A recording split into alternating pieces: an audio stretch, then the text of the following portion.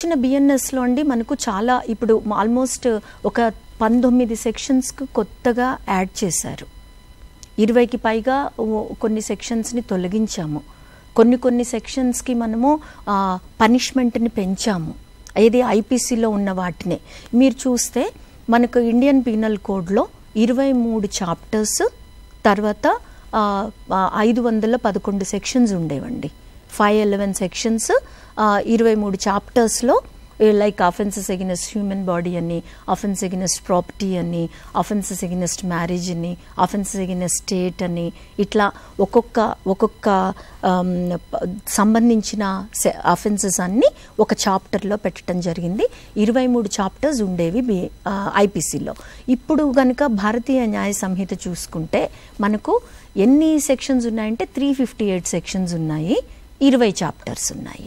అంటే 358 అంటే చూడండి 511 మైనస్ 358 ఈ ప్రొవిజన్స్ అన్నిటిని చాలా వరకు తీసివేయటం జరిగింది. ఎందుకంటే కొన్ని ఆల్రెడీ ఇండియన్ పీనల్ కోడ్లోనే కొన్ని చట్టాలు కొన్ని సెక్షన్స్ని మనము ఒమిట్ చేయటం జరిగింది, కొన్నిటిని రీపీల్ చేయటం జరిగింది.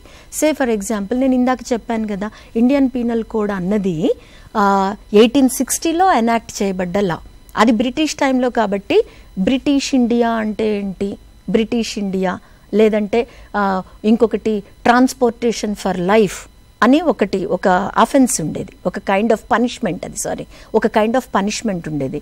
ట్రాన్స్పోర్టేషన్ ఫర్ లైఫ్ అంటే ఏంటి, మీరు సినిమాల్లో అది చూసే ఉంటారు, కాలాపాని జైలుకి పంపించారు, అండమాన్ నికోబార్ జైల్స్కి పంపించేవాళ్ళు.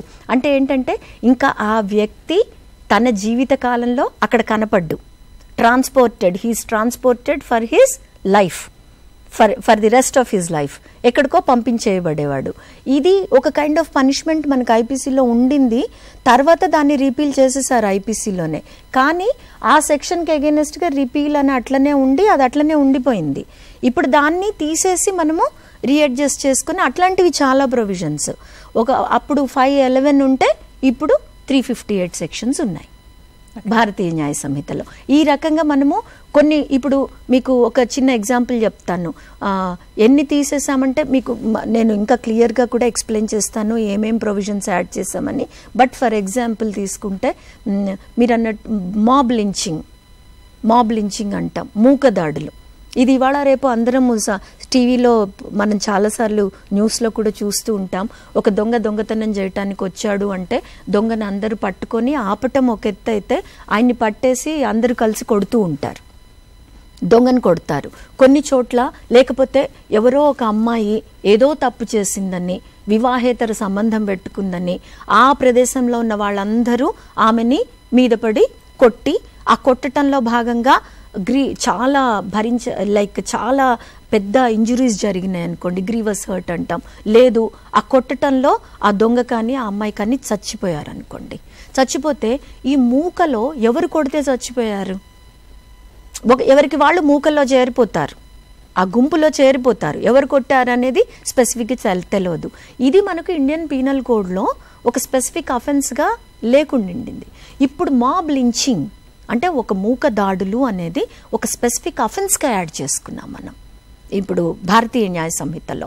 అంటే ఈ మూక దాడులు అనేవి ఎక్కువైపోతున్నాయి కాబట్టి మూక దాడుల్ని మనము అంటే ఒక మనిషి తప్పు చేస్తే తప్పు చేసిన మనిషిని మనము చట్టానికి అప్పగించాలి, పోలీస్కి అప్పగించి చట్టపరంగా వాళ్ళ మీద మనము యాక్షన్ తీసుకునేటట్టు ఉండాలి. కానీ అందరూ కలిసి తలా ఒక చేసి ఆ మనిషిని హర్ట్ చేయటం కానీ లేకపోతే చంపటం కానీ జరిగితే ఎట్లా శిక్షించాలి అనేది, ఎవరి మీద ఎంత కేసు పెట్టాలి అనేది ఒకప్పుడు ఒక ప్రొవిజన్ అనేది లేకుండా పోయింది.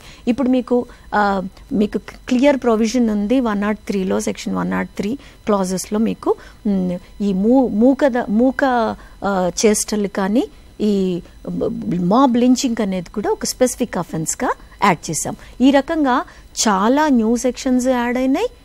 ఆల్రెడీ రిడెండెంట్ ప్రొవిజన్స్ ఉండి కూడా అప్లికబిలిటీలో లేనివి, లేకపోతే ఆల్రెడీ మనము వాటిని రిపీల్ చేసేసిన ప్రొవిజన్స్ని చాలా వరకు తీసేసి రీఅడ్జస్ట్ చేసుకొని ఇప్పుడు 358 సెక్షన్స్గా మనము బిఎన్ఎస్ని కొత్తగా చట్టంగా చేసుకోవటం జరిగింది.